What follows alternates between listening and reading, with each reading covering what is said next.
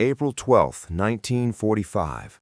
A cold mist clung to the ridges of Hill 342, just outside the shattered town of Remagen, Germany. You can almost feel the weight of the morning fog, thick and suffocating, seeping through the tattered uniforms of the men of the 3rd Infantry Division. The air smelled of wet earth and gun oil, mingled with the faint, acrid smoke drifting from distant artillery. Lieutenant James "Jimmy" Callahan crouched behind the remnants of a crumbled brick wall, heart hammering in rhythm with the distant thunder of enemy artillery. His squad of 12 men, grimy, exhausted, but determined, peeked through shattered windows and shattered branches, scanning the tree line below. They were pinned, completely surrounded. Reports from scouts indicated at least 600 enemy soldiers moving through the woods in tight formation, a tide of rifles and bayonets. Callahan checked his M1 Garand, the metal cold against his gloved hands. His eyes flicked over his squad. Corporal Daniels, stoic despite a bleeding arm. Private Ortiz, shaking but clutching his rifle like a lifeline. And the youngest, Private Miller, barely 18, face pale under the dirt. Every man's nerves were taut, every breath calculated. One wrong move, and the hill, the men, maybe even the war effort itself, could be lost. Suddenly, a crack echoed, a rifle shot breaking the early morning stillness. A splinter of wood flew past Callahan's ear. "They've spotted us," he whispered, his voice low but cutting through the tension. Around them, the woods came alive with movement, shadows shifting, rifles clicking, and the ominous shuffle of boots over frost-hardened soil. Callahan knew the odds, 600 against 12. Any rational soldier would retreat, but retreat was impossible. Below them, the narrow path led straight into the enemy's formation, and behind them lay only steep cliffs and barbed wire. His squad looked to him. They needed a plan. And in that heartbeat of silence, Callahan made a decision that would etch itself into history. He scanned the ridge for anything that could be used as cover, or better yet, as a distraction. His eyes landed on an abandoned German machine gun nest, rusted but functional. If he could get there, fire just long enough, it might give his men a narrow window to escape the encircling horde. His lips pressed into a grim line. This was going to be more than dangerous. This was almost certainly a one-way ticket. "Listen up," Callahan whispered, his voice steady, resonating authority despite the chaos. "Daniels, Ortiz, you cover the rear. Miller, Thompson, follow me. We make a dash for that nest. Everyone else, stay ready. If I fall, you run. Move fast, keep your heads down." His squad nodded, faces set, understanding the stakes without a single word. Callahan took a deep breath. The fog pressed in, as though the world itself was holding its breath. He bolted from cover, rifle raised, the echoes of his boots swallowed by the cacophony of enemy fire. The first shots rang out, bullets tearing through branches, splintering trees, kicking up dirt at his feet. He dove into the nest, yanking the rusty cover into place, and immediately began firing in sweeping arcs, the M1 kicking violently against his shoulder. Every pull of the trigger drew the enemy's focus, every round a heartbeat closer to survival for his men. Behind him, he could hear his squad scrambling down the ridge, ducking, rolling, sprinting, disappearing into the safety of the underbrush. He didn't allow himself to look back. Every second counted, and every second he held the line against overwhelming odds. Somewhere in the chaos, a mortar round struck a nearby tree, sending splinters raining down. Callahan's ears rang, but he didn't flinch. His eyes were locked on the approaching enemy, their numbers a dark, relentless wave. He had made a choice. The squad would live, he would not. And as the first screams and shouts of the Germans pierced the fog, he knew what sacrifice really meant. The enemy surged forward like a living wall, rifles raised, bayonets glinting in the muted sunlight that struggled through the fog. Callahan's M1 Garand cracked repeatedly, each shot a heartbeat of resistance against the crushing tide. Around him, the abandoned machine gun nest groaned under the strain of battle, its rusty frame rattling as he slammed it into action. Through the smoke and mist, he could see them, German soldiers falling in clusters, clutching wounds, stumbling over the uneven ground. But for every man he dropped, 3 more emerged from the haze. Their shouts were deafening, a chorus of aggression and malice that pressed in from all sides. Callahan's lungs burned, and sweat mixed with the dirt smeared across his face, but he didn't stop. He couldn't, not while his squad scrambled toward the ridge below, scrambling for any chance at survival. Behind him, he heard the muffled cries of Daniels and Ortiz, firing sporadically to cover the rear. The young men were holding their own, but Callahan knew they wouldn't last long if the Germans concentrated their attack. He had to keep their attention. He had to be the wall. Every instinct screamed for him to run, but the thought of leaving his squad to slaughter burned hotter than fear. Then came the first grenade, tossed over the nest's edge. It landed near his feet, a deadly hiss of imminent death. Callahan rolled to the side, taking the blast to the nest rather than himself, shrapnel biting into his shoulder. Pain exploded, white-hot, but he gritted his teeth, clenching the rifle with one hand while bracing against the destruction with the other. He fired blindly into the fog, suppressing the enemy long enough for Miller and Thompson to disappear into the cover of the ridge. The minutes stretched into eternity. The enemy was everywhere, surrounding him, and yet he fought like a man possessed. Each trigger pull, each burst of fire was a declaration, "You will not pass." He could hear the heavy, labored breathing of the soldiers behind him, the muffled voices urging each other forward, and he knew his time was slipping. A second grenade landed, this one closer, scorching the earth beside him. He flung himself forward, slamming into the edge of the nest and returning fire in a spray of calculated desperation. His vision blurred, every muscle screamed, every nerve on fire, and yet still he held the line. Each second he drew the enemy's focus, each second he remained standing was another second his squad had to escape. Suddenly, a German officer broke from the fog, sword raised, signaling a charge directly at him.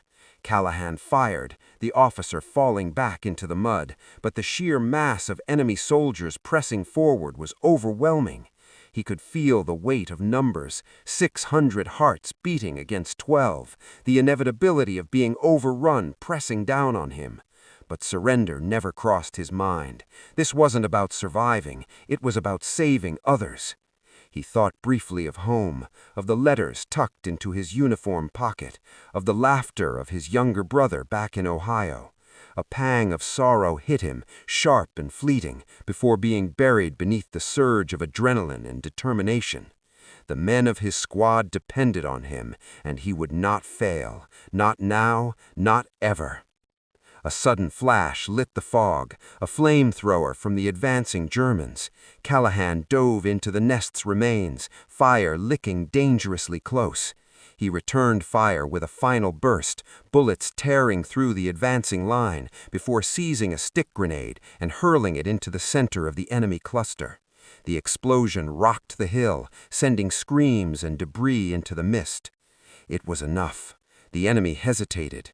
Callahan could hear the hurried retreating footsteps, the momentary confusion giving his squad the precious seconds they needed to vanish into the ridge below.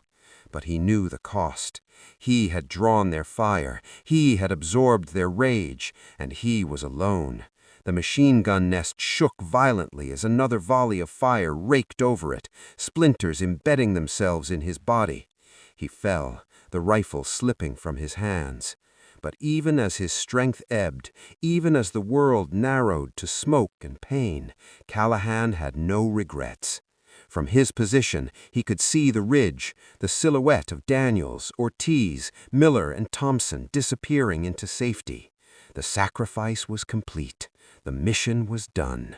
And in those last moments, as the enemy pressed closer, he met the end not as a victim, but as a shield, a hero who had given everything so that others might live. The fog began to lift as the sun crested over Hill 342, casting a pale, cold light over the battlefield. The sounds of combat had faded, replaced by an eerie silence punctuated only by the distant moans of wounded soldiers and the rustle of wind through shattered trees. On the ridge below, Callahan's squad gathered, their faces pale, eyes wide with disbelief and grief. Daniels dropped to his knees, shaking as he whispered, He saved us." Ortiz could barely speak, his hands trembling as he tried to reload his empty rifle. Miller, the youngest, clutched his arm and stared up at the hill where the machine gun nest stood as a grim monument to what had just occurred. Callahan's body lay in the nest, surrounded by splintered wood and spent shells, his uniform torn, his face streaked with soot and blood.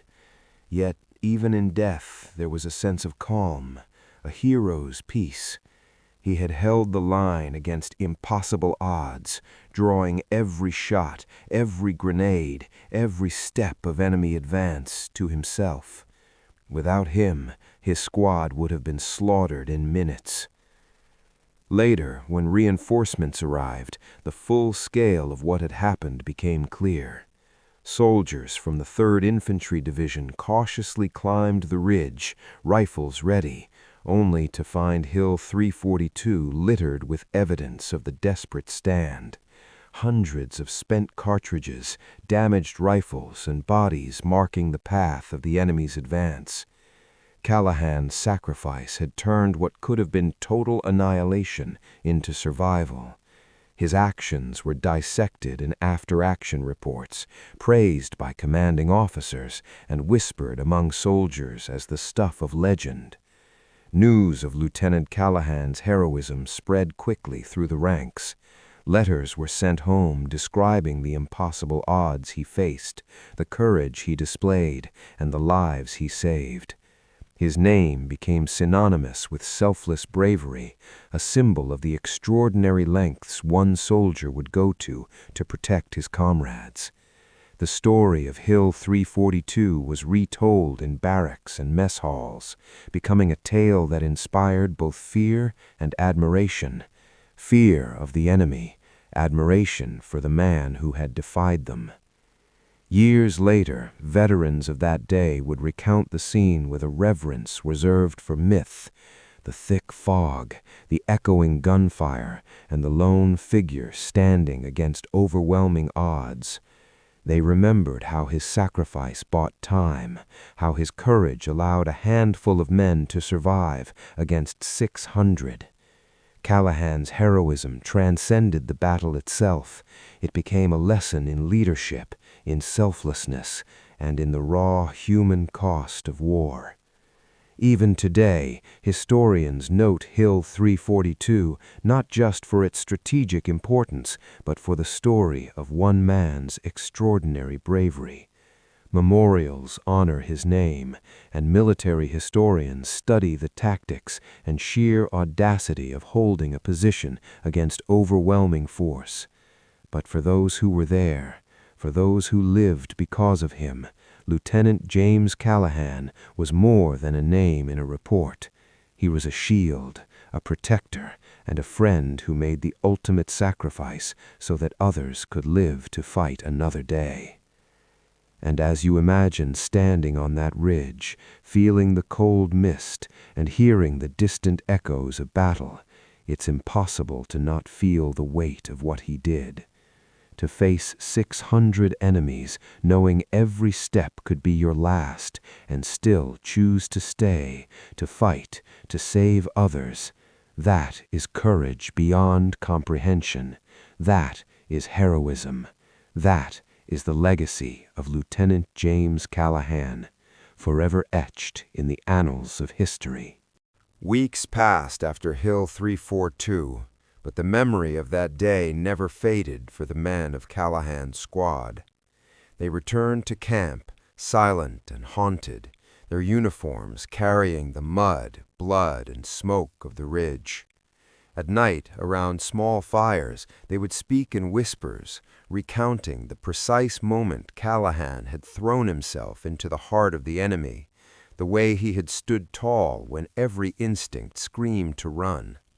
Each story ended the same way, with a deep, hollow ache where their lieutenant once stood. Daniels, who had been wounded in the rear, quietly folded Callahan's last letters and kept them pressed against his chest.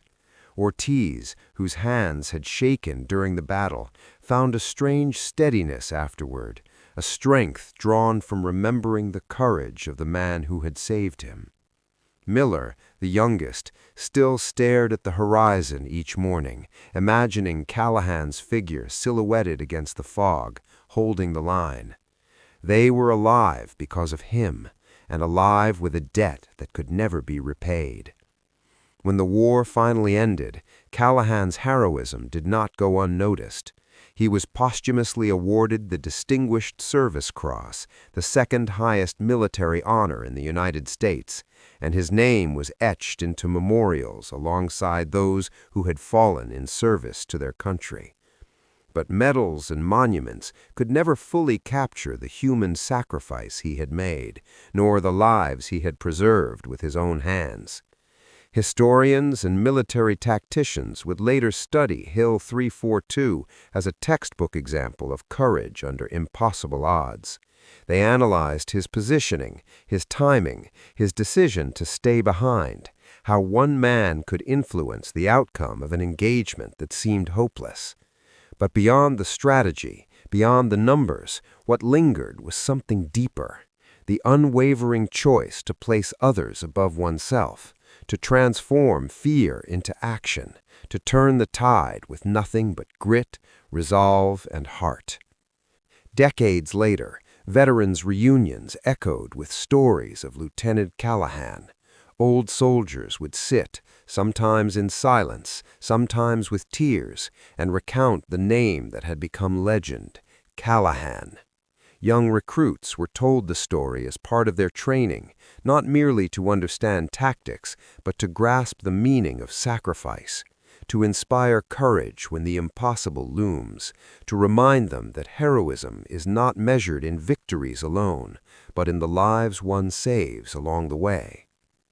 And now, as you picture Hill 342 in the early morning fog, imagine the rifle's crack, the whistle of bullets, the relentless advance of 600 men, and one soldier who refused to fall quietly. Lieutenant James Callahan's story reminds us that courage is contagious, that sacrifice can forge legends, and that even in the darkest moments, one person's actions can illuminate the path for others. This was a man who chose to stand alone so that others could live, a man who became the shield for his squad, the defender of hope in the face of despair. And though the years pass, though the battlefield returns to silence and the mist dissipates, the memory of his bravery remains, a beacon of heroism, an eternal tribute to the ultimate sacrifice.